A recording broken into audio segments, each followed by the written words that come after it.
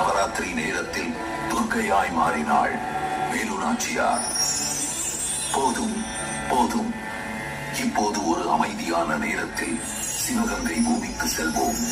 தன் மண்ணோடும் தன் மக்களோடும் சந்தோஷமாக வாழ்ந்து கொண்டிருந்த வேலு நாச்சியை சந்திப்போம், பின் தொடர்வோம்.